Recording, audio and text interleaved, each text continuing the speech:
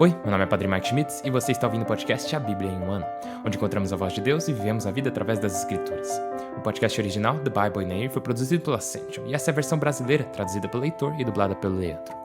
Usando a linha do tempo da Bíblia Grande Aventura, vamos ler de Gênesis até Apocalipse, descobrindo como se desenrola a história da salvação, como nos encaixamos nessa história hoje. É o dia 198 e vamos ler os capítulos 14 e 15 de Isaías e vamos dar início ao livro do profeta Joel. Vamos ler os capítulos 1, 2 e 3 hoje. E também rezar, ou melhor, aprender com os versículos 17 a 20 do capítulo 10 do livro de Provérbios. Eu tô acostumado a falar rezar por conta dos salmos, mas agora a gente tá em Provérbios. Como eu disse, hoje vamos começar o livro do profeta Joel.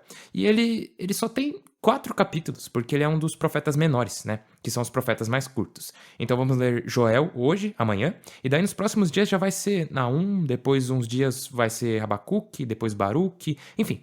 Você saberia de tudo isso se você tivesse baixado o nosso plano de leitura de graça no link na descrição do vídeo. Talvez você também queira saber qual que é a Bíblia que eu uso todos os dias. É a Bíblia da Grande Aventura, da Ascension em inglês. Você pode acompanhar usando qualquer Bíblia que você preferir, porém recomendamos a Bíblia do Peregrino.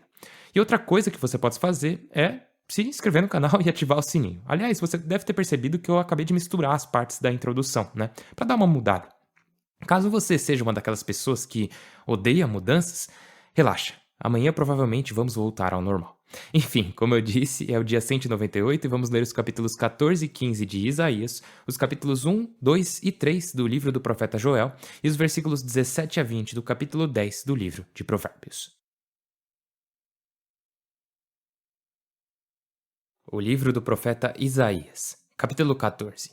Volta do exílio. Sim, o Senhor terá piedade de Jacó. Voltará a escolher Israel e a estabelecê-lo em sua pátria. Os estrangeiros se associarão a eles e se incorporarão à casa de Jacó. Os povos os irão recolhendo para levá-los a seu lugar.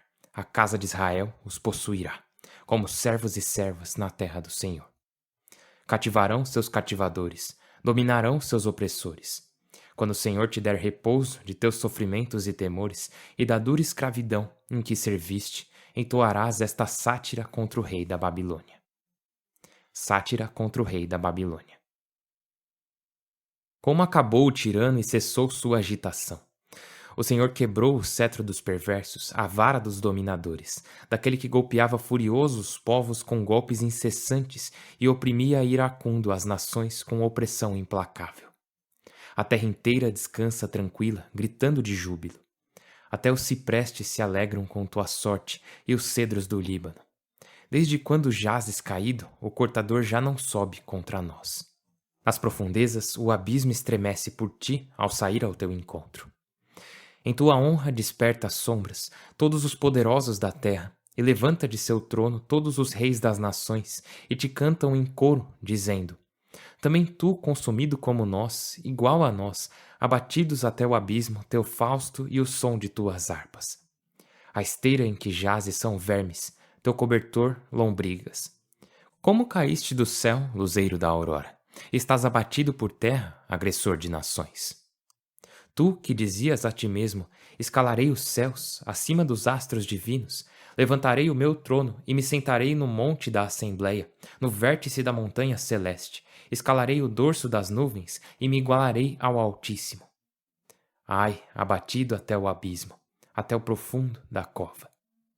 Os que te veem, ficam olhando, meditam tua sorte.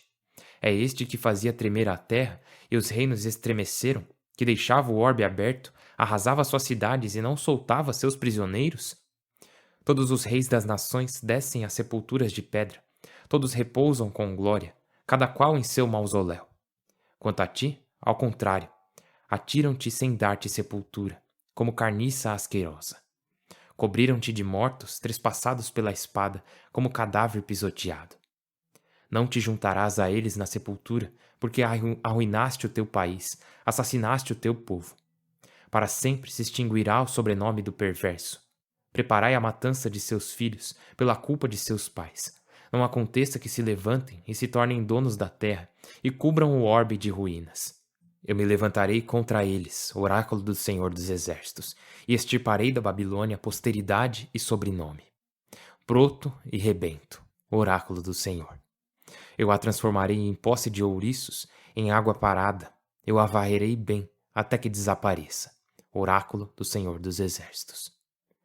Contra o rei da Assíria. O Senhor dos Exércitos jurou: o que planejei acontecerá, o que decidi se cumprirá. Desmantelarei a Assíria em meu país, eu a pisarei em minhas montanhas, escorregará dos meus o seu jugo, sua carga escorregará de seus ombros. Este é o plano decidido sobre toda a terra, esta é a mão estendida sobre todos os povos. E se o Senhor dos Exércitos decide, quem o impedirá? Se a sua mão está estendida, quem a afastará? Contra a Filisteia. No ano da morte do rei Acás, foi pronunciado este oráculo: não te alegres, Filisteia inteira, por ter se quebrado a vara que te feria, porque da cepa da serpente brotará uma víbora, e seu fruto será um dragão alado, que fará morrer de fome tua cepa e matará teu resto. Enquanto os desvalidos pastarão em meus campos e os pobres se deitarão tranquilos. Geme, porta. Grita, cidade.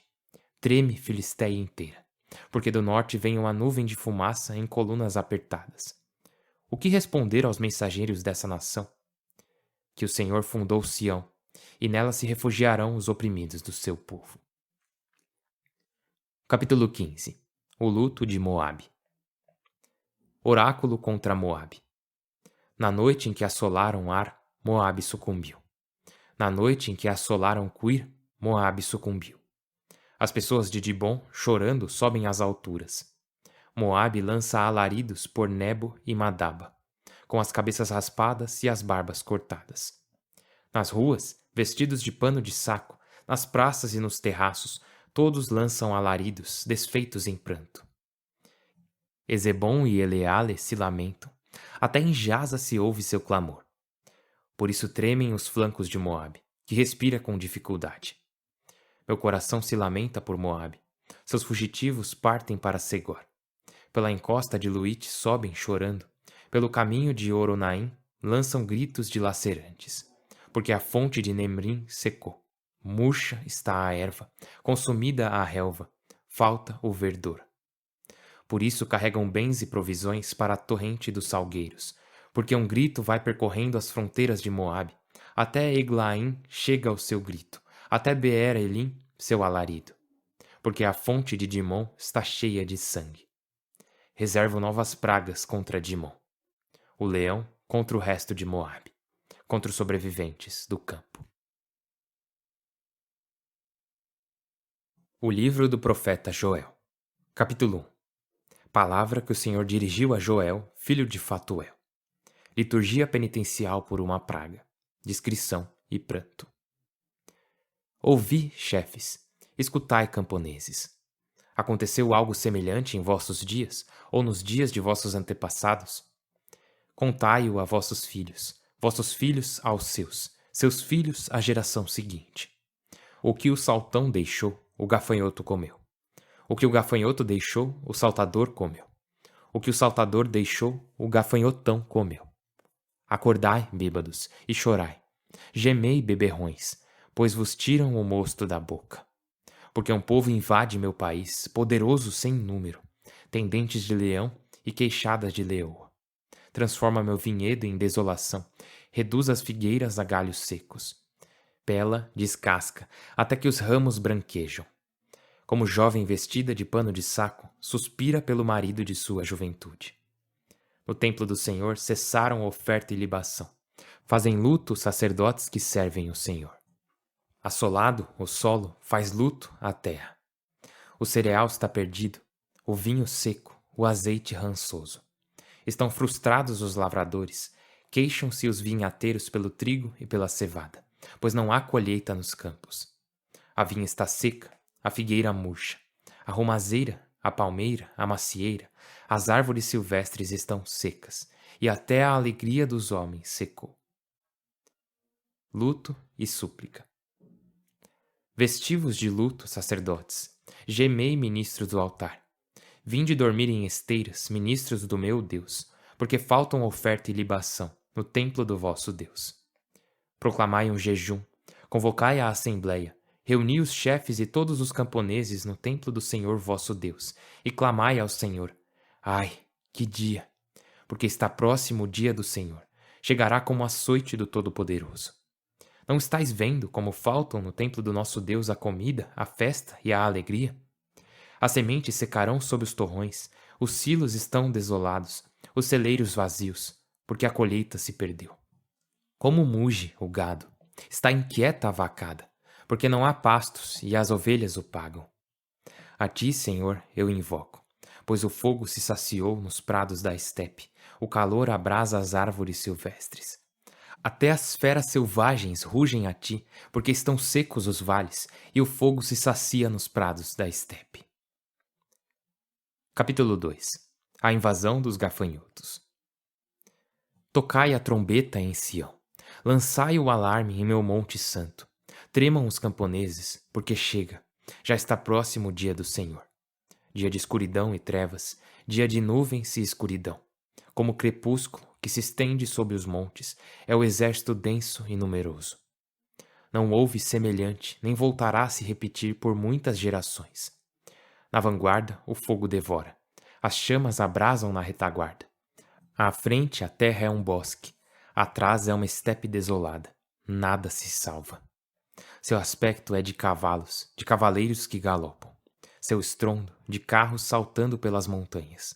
Como crepitar de chama que consome a palha. Como exército numeroso formado para a batalha. Diante dele tremem os povos, com os rostos avermelhados. Correm como soldados, escalam aguerridos a muralha. Cada qual avança em sua linha, sem desordenar as filas. Ninguém atrapalha o camarada. Avança cada qual por seu caminho. Embora caiam flechas ao lado, não debandam. Assaltam a cidade, escalam as muralhas, sobem as casas, penetram pelas janelas como ladrões. Diante deles treme a terra e se comove o céu. Sol e lua escurecem, os astros retiram seu esplendor. O Senhor levanta a voz diante do seu exército. São inumeráveis seus acampamentos, são fortes os que cumprem suas ordens. Grande e terrível é o dia do Senhor. Quem lhe resistirá? Penitência e súplica. Pois agora, oráculo do Senhor, convertei-vos a mim de todo o coração, com jejum, com pranto, com luto. Rasgai os corações e não as vestes. Convertei-vos ao Senhor vosso Deus, pois é compassivo e clemente, paciente e misericordioso, e se arrepende das ameaças. Talvez se arrependa e volte, deixando em sua passagem bênção, oferta e libação para o Senhor vosso Deus. Tocai a trombeta em Sião, proclamai um jejum, convocai a assembleia, congregai o povo, purificai a assembleia, reuni os anciãos, congregai jovens e bebês. Saia o esposo do quarto, a esposa do aposento. Chorem os sacerdotes entre o átrio e o altar. Digam os ministros do Senhor: perdoa, Senhor, o teu povo. Não entregues tua herança ao opróbrio. Não a submetam os gentios. Não se diga entre os povos: onde está o seu Deus? O Senhor tenha ciúmes por sua terra e perdoe o seu povo. Oráculo de salvação. Então o Senhor respondeu a seu povo: eu vos enviarei o trigo, o vinho, o azeite, à saciedade. Já não farei de vós o opróbrio dos pagãos. Afastarei de vós o povo do norte, eu o dispersarei por terra árida e deserta. A vanguarda para o mar do nascente, a retaguarda para o mar do poente. Seu fedor se espalhará, sua pestilência se estenderá, porque tentou fazer proezas. Não temas, solo. Alegra-te, faz festa, porque o Senhor fez proezas. Não temais, feras selvagens, pois os prados da estepe germinarão, as árvores darão seus frutos, a videira e a figueira darão sua riqueza. Filhos de Sião, alegrai-vos e festejai o Senhor vosso Deus, que vos dá a chuva temporã em sua estação, a chuva tardia como outrora, e derrama para vós o aguaceiro. As eiras se encherão de grão, os lagares transbordarão de vinho e azeite. Eu vos compensarei os anos que foram devorados pelo gafanhoto, pelo saltão, pelo saltador e pelo gafanhotão, meu grande exército que enviei contra vós. Comereis até fartar-vos e louvareis o Senhor vosso Deus, que fez prodígios por vós. Sabereis que eu estou no meio de Israel, e meu povo não ficará defraudado.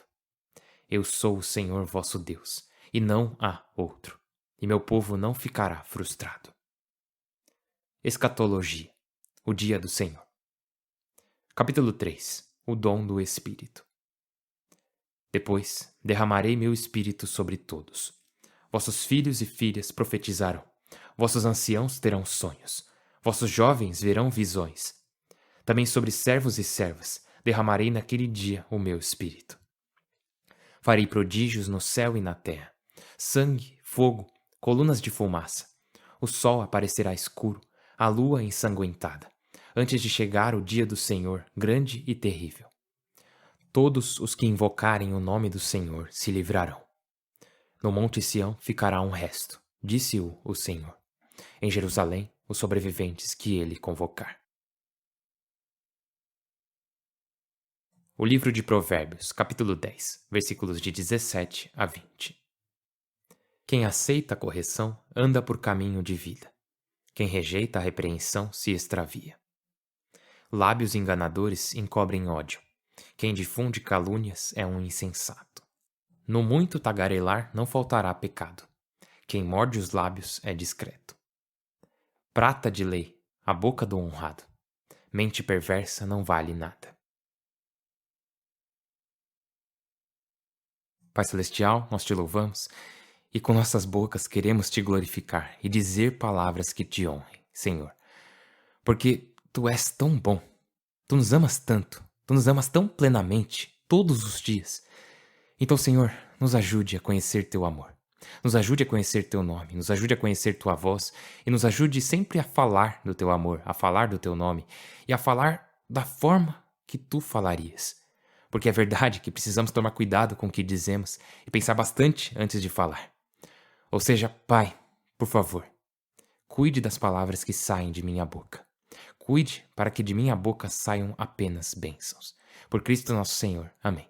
Em nome do Pai, e do Filho e do Espírito Santo. Amém. Beleza. Nossa, cara, como é incrível passar pela Bíblia dessa forma que estamos fazendo. Porque estamos acompanhando a história inteira. E eu não sei se algum de vocês já pegou para ler o livro de Isaías solto, por assim dizer. Tipo, beleza, Isaías, você estava lá pregando há 700, 600 antes de Cristo. O que você tem para dizer para mim hoje? E talvez você até entenda, mas dessa forma que estamos fazendo fica muito mais fácil de entender. Por exemplo, você vê várias coisas que para você já são familiares. Ele fala de Judá, ele fala sobre arrependimento, fala que a Babilônia vai vir, e sabemos do que se trata tudo isso, né? Por exemplo, hoje no capítulo 14, Isaías fala sobre o rei da Babilônia, sobre Nabucodonosor. Ele diz ao rei, e isso é no versículo 4 do capítulo 14, entoarás esta sátira contra o rei da Babilônia. Ou seja, ele deixa bem claro para quem ele está falando, né? E ele diz, como acabou o tirano e cessou sua agitação. Basicamente dizendo, olha só, até você que era tão forte tá igual a gente. Porque no versículo 10 depois fala, né? Te cantam em coro dizendo, também tu consumido como nós, igual a nós. Tipo, você é o rei da Babilônia, pelo amor, você é o rei da maior potência mundial da época. E mesmo assim, olha só pra você, tá aqui fraco igual a todo mundo. Abatido até o abismo teu Fausto e o som das tuas harpas. Agora, tem uma passagem aqui que talvez seja familiar para muitos de vocês, que diz, como caíste do céu, luzeiro da aurora, e estás abatido por terra, agressor de nações. Tu, que dizias a ti mesmo, escalarei os céus, acima dos astros divinos, levantarei meu trono, e me sentarei no monte da Assembleia. Aí ele vai falando, né? Mas você foi abatido até o abismo.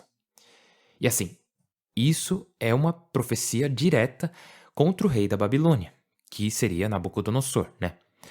Porém, essa profecia tem também um significado espiritual. Lembra que eu falei que os profetas não necessariamente só preveem o futuro. Eles dizem o que vai acontecer em um futuro próximo, porém não só isso. Muitas das profecias, elas têm um significado imediato e um significado mais distante. Elas têm um significado de curto e o de longo prazo. Elas trazem um significado histórico bem claro, mas também trazem um sentido espiritual. E nesse caso, é daqui que tiramos o nome de Lúcifer, na parte que diz, como caíste do céu, luzeiro da aurora. A tradução luzeiro da aurora é a palavra Lúcifer, o nome Lúcifer, né? O próprio Satã. Que uma de suas histórias de origem seria que Lúcifer era um anjo da luz, o nome significa portador da luz, né? Ou luzeiro da aurora. Lúcifer era um anjo bom, porque tudo que Deus cria é bom.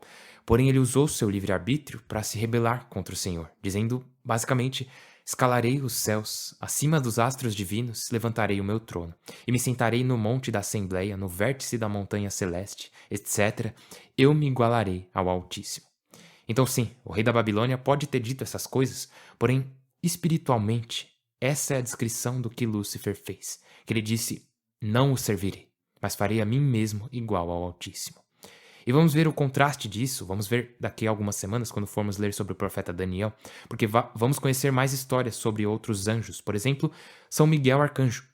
Já ouvimos falar do arcanjo Rafael, né? O nome dele significa cura de Deus, o que faz sentido, porque ele curou Sara daquela aflição do demônio Asmodeu e Tobit de sua cegueira.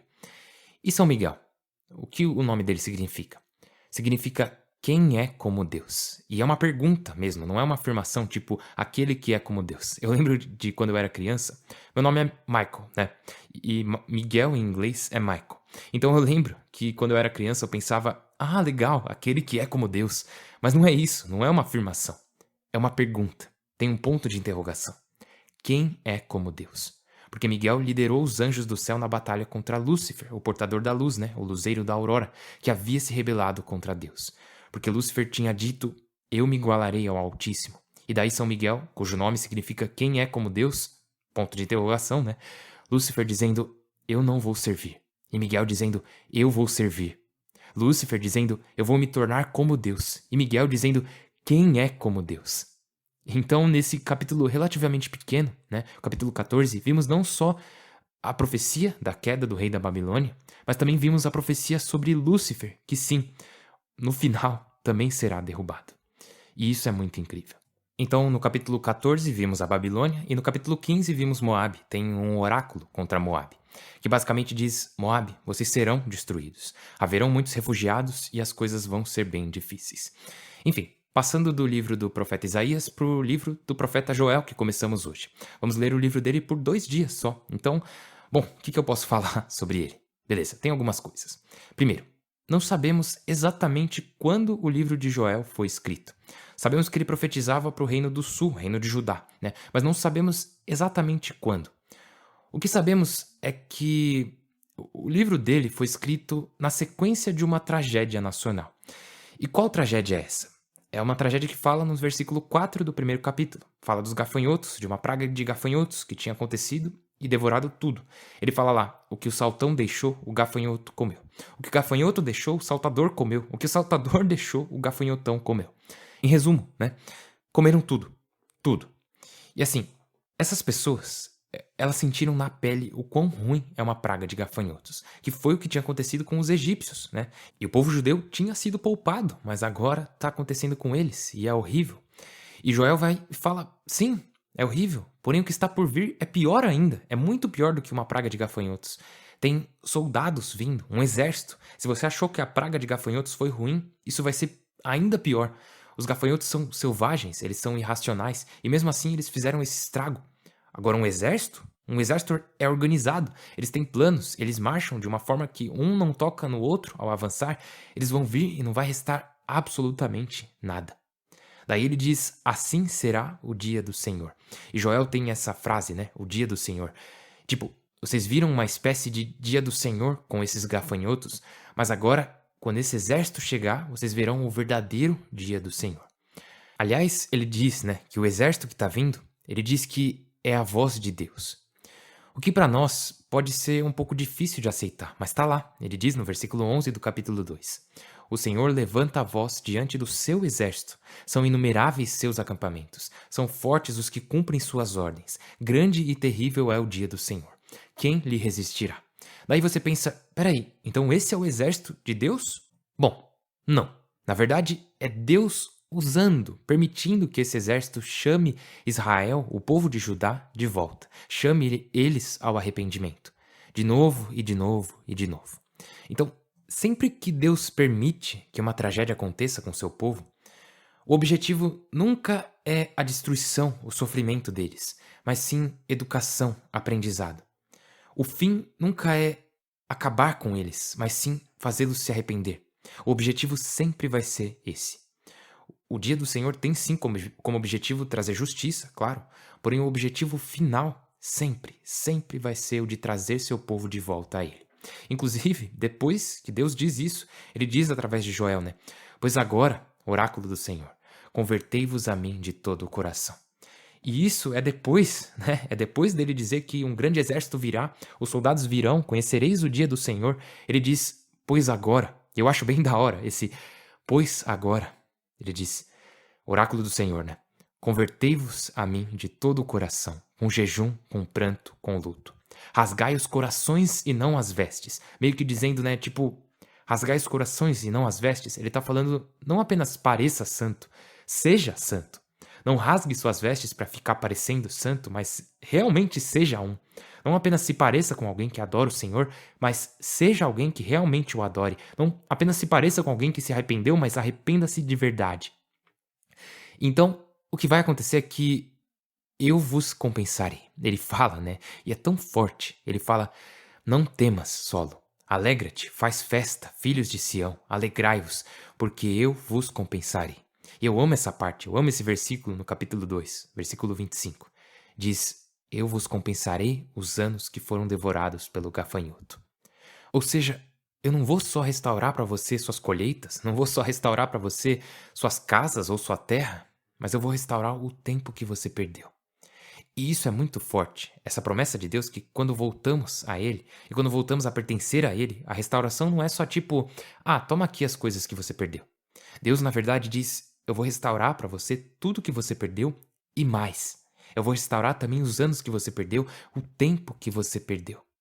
E isso de novo, é a grande promessa de Deus, mas também é o grande convite dele, para voltar a Ele com todo o nosso coração. E esse é o convite dele para mim e para você. Que não devemos apenas parecer santos, mas realmente ser santos. Não somente parecer com pessoas que amam a Deus, mas realmente ser pessoas que amam a Deus. Eu estou rezando por isso e por todos vocês também. Por favor, rezem uns pelos outros para que possamos fazer isso, porque estamos nessa junto e precisamos uns dos outros e da ajuda de Deus. E por isso rezamos uns pelos outros. Por favor, reze por mim. Vamos rasgar os nossos corações e não nossas vestes. Meu nome é Padre Mike e eu mal posso esperar para te ver amanhã. Deus abençoe.